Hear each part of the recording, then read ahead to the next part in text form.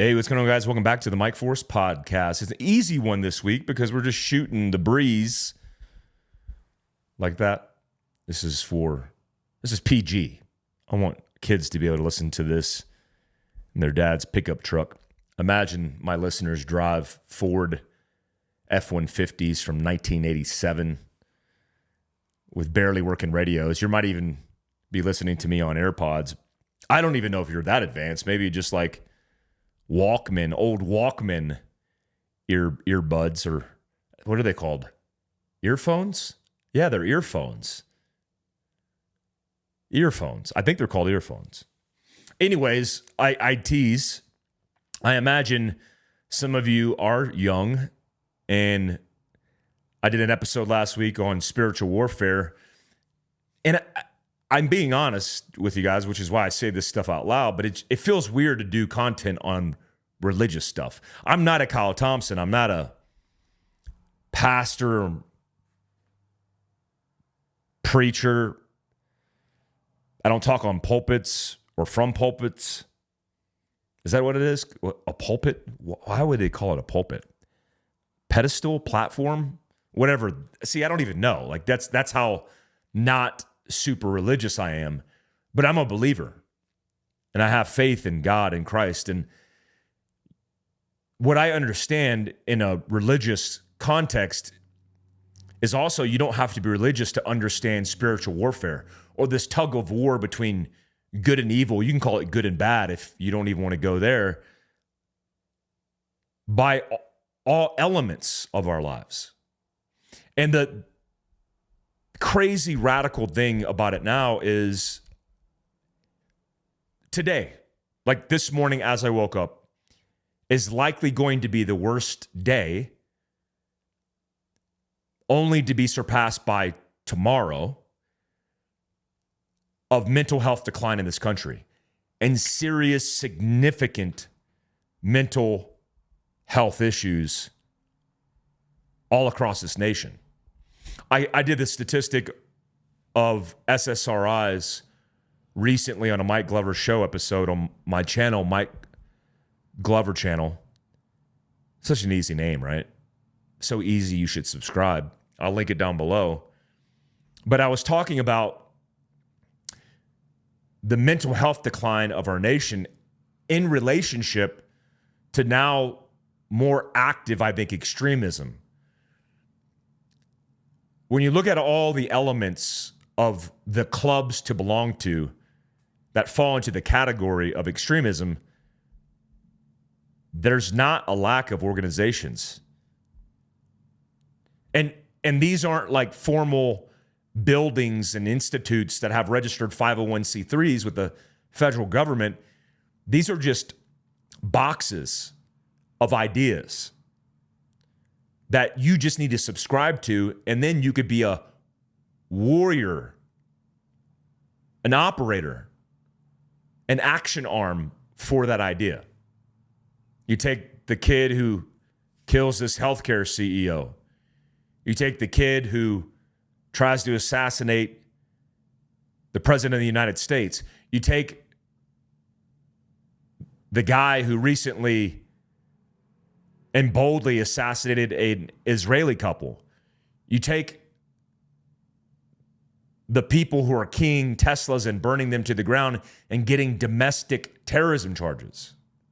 When you have 40 million Americans for one pill,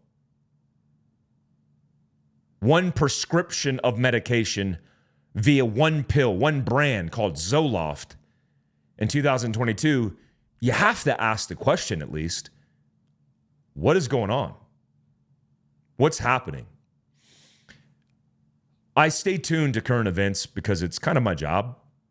I mean, I do Patreon, which if you're not a subscriber to my Patreon, I just did a cool carbine series on carrying a carbine that you should check out for my tier 1 and tier 2 subs. I'll link that down below too. I might as well, right? But when you look at all of the news that hits the airwaves across the board, most of it's dealing with legal agency. It's not dealing with politics, good old boy stories, And a good old boy story is like just a normal story that you grew up with in the 80s, very analog. Like, hey, Sally's opening up a beauty shop in downtown whatever.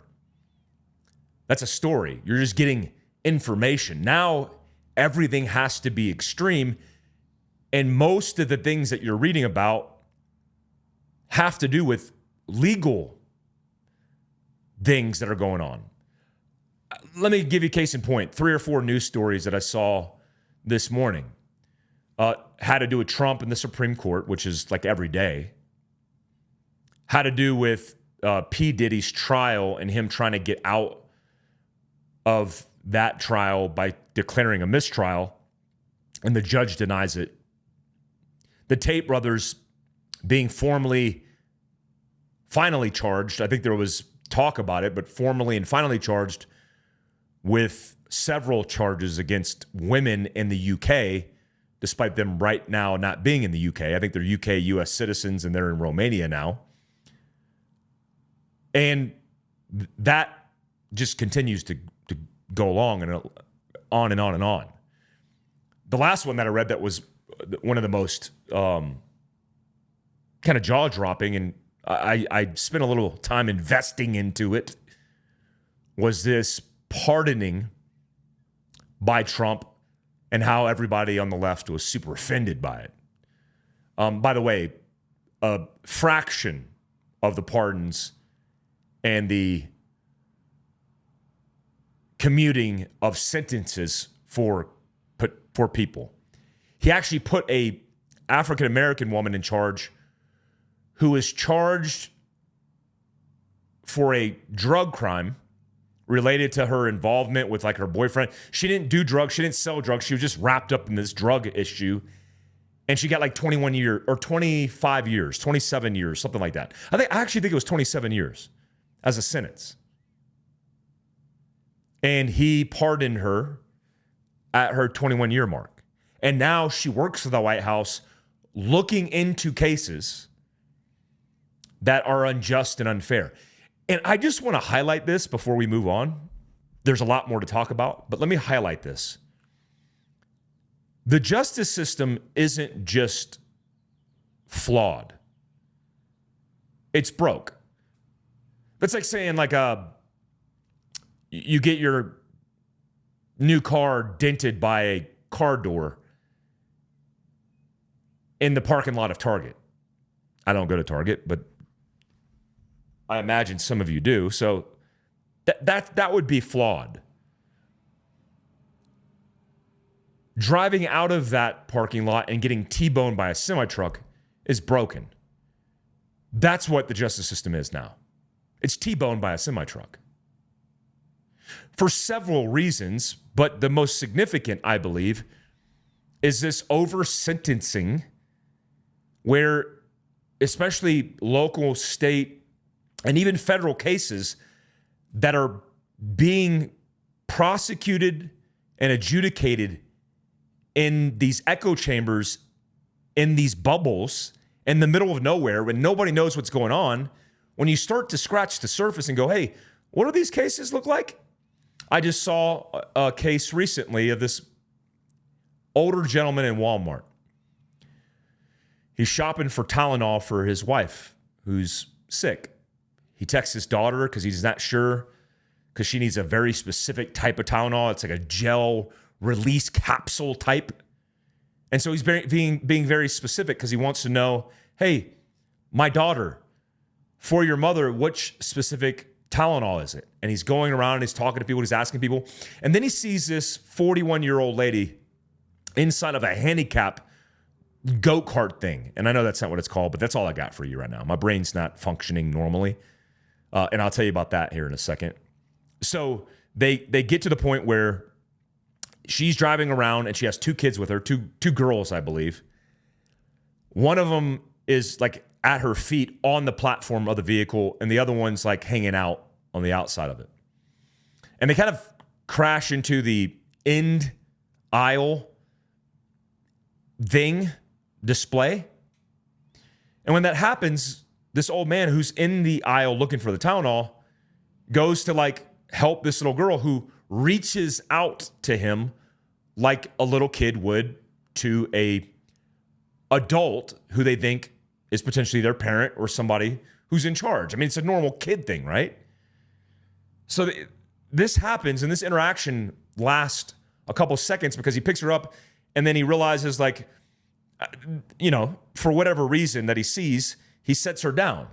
And he's like, is everything okay? And he checks on him because he's a good man. That's just what a good man does.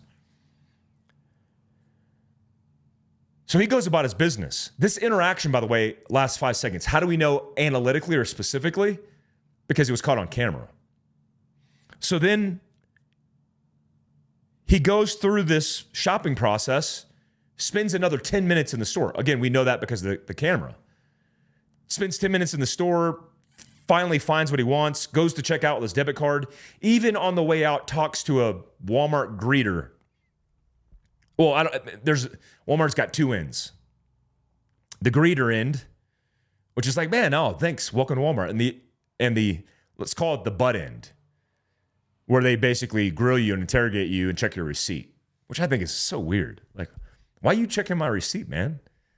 You can see I just walked away from the cashier. Anyway, I'm all about liberty and freedom. That don't feel like freedom to me. But okay, I'll play your game. So he even does that for 30 seconds. And we know because of the camera.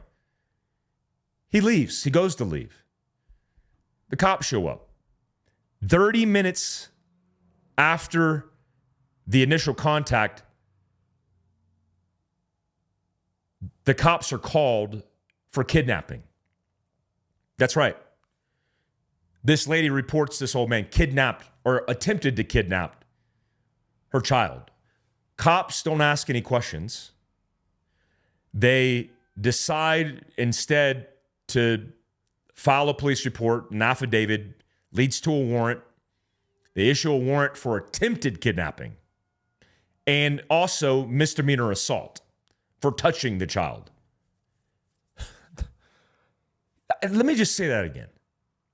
This lady goes 30 minutes later, after she's interacted with people, even gave the dude a thumbs up, the old guy a thumbs up once he found the medication because she was helping him for a second. And then, oh, by the way, she's not handicapped. She stated that publicly, according to the sources. But ends up calling the cops 30 minutes later. They charge him. They put him in jail. And he gets denied bond. And 45 days later, he gets a bond hearing. And during the bond hearing, his lawyer is talking to the judge and saying, Your Honor, like, here's what happened. Here's the gist of what happened. And here's some misnomers, some claims that were made that aren't true. The state attorney objects because they're about to show this video. And the state attorney's objection is this isn't the time and place.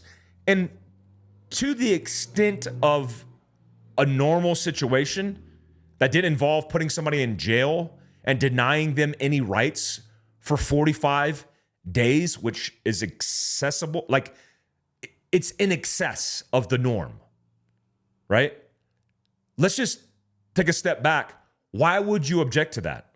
Well, the real reason you would object to that is because it would show in about 5 minutes the lack of competence on the police department and the prosecution, the state attorney's office. So the judge overrules it and allows this attorney to play this video. She gives a line by line, and she shows everything that basically debunks the claims of this was an attempted kidnapping. In fact, they had 2 or 3 additional more contacts coming into contact with one another that were friendly. In one case, another older gentleman that was near this interaction who saw it, who is as a witness said the old man didn't do anything, and he's an old man. He actually had to intervene because when she went to back up, she backed up into it in cap and then ran over her own daughter's foot with the cart. And again, this is her going through the situation. The police officers also said he fled the scene. He was in the Walmart for 10 additional minutes. And he didn't flee anything. He checked out with his debit card and even spent 30 seconds BSing with the Walmart Gestapo. And I'm joking. I like Walmart. But that's what happened. So this is the inherent problem with our justice system. One, it lacks all credibility. You've completely lost credibility. When you spend more time via the Trump pardons, when you spend more time in prison for tax evasion or getting a frivolous loan or a nonviolent drug charge than you do a charge against a pedophile, a rapist, a violent offender, there's a problem in our country. Trump just pardoned this couple, that's like a reality TV couple that were known as Trumpers, that got hit up on $30 million of loans they took out. Well, here's how it's not going to be fixed. When you put a person in prison as a payment to society, I could do some quick math for you, but $75,000 a year that it takes to pay for that prisoner, and then the $30 million that they owe is not going to be paid off if they're sitting in prison for their charge. The father's charge was 12 years. The mother's charge was 7 years. So if you're a prisoner in prison for a non-violent drug charge, let's call it a weed charge, because we know weed is a huge issue apparently because of the scheduling of it. I mean, if you're an illegal making the weed in an illegal drug operation and you're working for the cartel, you'll just be deported. You'll be actually bailed the same day or just pushed out, and then you'll just kind of run the streets until you get rolled up again, and then you'll just be pushed out. But if you're an American, you'll be sent to prison. Just like this, let's call her the pardon czar working for the Trump administration. 27 years, this lady, this old African-American lady, sentenced to for hanging around with the wrong people. Non-violent. She wasn't selling drugs. She wasn't using drugs. She was just rolled up in the mix, and they give her 27 years to make an example. That's how we roll nowadays. The biggest issue, I think, and I'll keep it at this because we'll move on to mental health here in a second. One of the biggest significant issues is the lack of consequence for liars. This Trevor Bauer, is that his name? Let me know in the comments down below. The baseball player who had a $90 million contract gets derailed because of accusations. You know what an allegation or an accusation is? Words. It's my word against your word. So you spend 5 seconds writing down your words that get somebody hemmed up, and then Trevor has to spend millions of dollars that he doesn't have anymore because the MLB, the Major League Baseball, the entire industry kicked him out of U.S. baseball.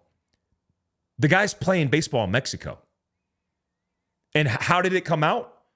Well, it came out that the entire thing was a scheme to basically use this guy for his money and do whatever it takes. And that was shared between a text thread between her and her best friend. I have a little personal experience in that, where lies, not truth, no fact, lies can completely derail you. And I imagine that in a system that, based likely off the Me Too movement, so eloquently facilitates the paths of victims advocacy, what happens when you become the victim because of somebody else's malice intent? Their intent to harm or hurt you because of their words. Like this lady at Walmart. This dude's obviously innocent. So we don't have a justice system that steps back and the judge can go, look, like, we don't need to wait for a hearing. What is going, like, this is, we could see the guy didn't try to attempt to kidnap. We could see he did not try to attempt to flee. There is no misdemeanor assault. There is no felony kidnapping or attempt to kidnap. What are we talking about? And we just put this dude in jail for 45 days?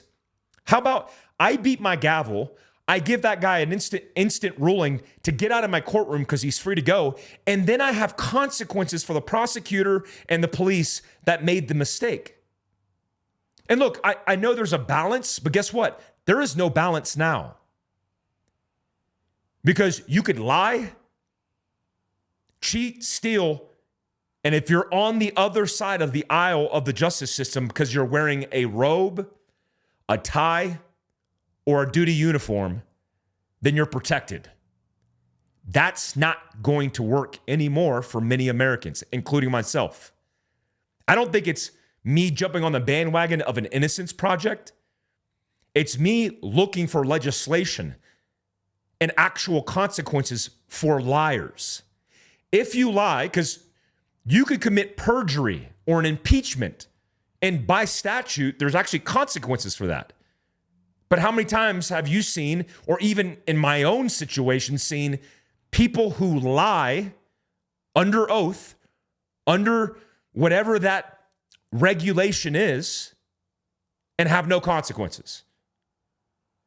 If you raise your hand, whether it's an oath in a police uniform, an oath as a doctor, an oath as a lawyer or a judge, you should be held accountable. One of the ways that you can be held accountable is civil suits. And I know a lot about them now because I'm involved in several, not against me, for people. And it's very complicated and it's very expensive. But sometimes that's just the path you have to take, because I heard somebody this morning saying it, like the criminal justice system doesn't have a way to navigate and manage these kind of problems to include mistakes that are made, which is why the civil component of the justice system exists. But a lot of people don't know that. So you might lose in a courtroom, you might appeal, you might feel vilified, you might feel like it's a corrupt, broken system. But that system has another system called the civil justice system that is going to allow you to seek some justice. Also, making the rounds, which, I'm going to make the rounds. I mean, in media. Yeah, that's going to happen. So when you look at 40 million people who are pharmaceutically prescribed a drug that made Pfizer $200+ million in just that one drug from the 39.9 million people in America alone who took it, where the old stat used to be like 1 in 10, then it was 1 in 8, then 1 in 6, now it's 1 in 4. I actually believe now in 2025, it's 1 in 3. I am a veteran, and because of my veteran status, which is I'm total and permanently disabled, which is, look, that's not me saying like like describing myself in a certain way. That's the title that you get where you don't have to justify your percentage of disability with VA. So 100% total and permanent, which means my veteran status is my medical health care is the veteran affairs system. And that's how it works. What's the problem in that? Well, I don't know. I could name 10 variables that matter. People abusing the system, the declining age of the veteran, the suicide risk amongst veterans, the homelessness problem that veterans are facing, mental health and post-traumatic stress, on and on we can go. But why is there such a decline in the VA system, even under the Trump administration? And I know this personally. I had to go to the ER 2 days ago to get help for managing my chronic pain. And I don't do pain meds. I can't do pain meds. So if I go in, I have to go in just to get temporary relief. because I went to my chronic pain appointment at VA and it lasted 5 minutes and it involved no chronic pain management. And a surgery that I was booked through a local place because they said that I was able to get that treatment outside of their system because I lived an hour away was canceled. Because apparently, according to them, I'm 2 minutes short of the hour requirement of being that far away from the VA clinic in order to utilize outside care. Apparently, I'm 58 minutes from the Salt Lake City VA system. And so it's frustrating. We deal with this a lot as veterans. So we can't get treatment. I'm on a list now that's going to take months just to get seen for a disc replacement, which I think is the only way to fix the problem I have. Now, the good neurosurgeon, John Edwards, Dr. John Edwards at Summit Health Brain and Spine, legends, rock stars, have told me that I could do the stem implant, which I was scheduled to do, or I could do the actual surgery. Setting that aside, there's not many options for veterans. So in a country that's already declining mental health-wise as a whole, if you're a veteran that falls into a category dealing with chronic pain, you got a new conundrum of problems. I'm not new to problems. I got medical, legal, professional. My dog just died. So stacking the deck. And that brings us back to the original point of the intro, which is this spiritual warfare idea. Do not listen to that because you're not religious and you don't subscribe to even Christian non-denominations. I get it, man. But listen to it from a context of value systems. And tell me what you think. That's the ultimate goal. Is I want to make an impression and get your feedback because I want us to evolve together. Talk about these things, get it out there, figure out how to solve some of these problems that are profound problems, and then move forward. I appreciate you guys. Till next time, if you haven't subscribed, hit us up on Spotify. If you're watching this, if you're listening to this, make sure you subscribe to us on YouTube. It's the Mike Force Podcast. Till next time, better guys.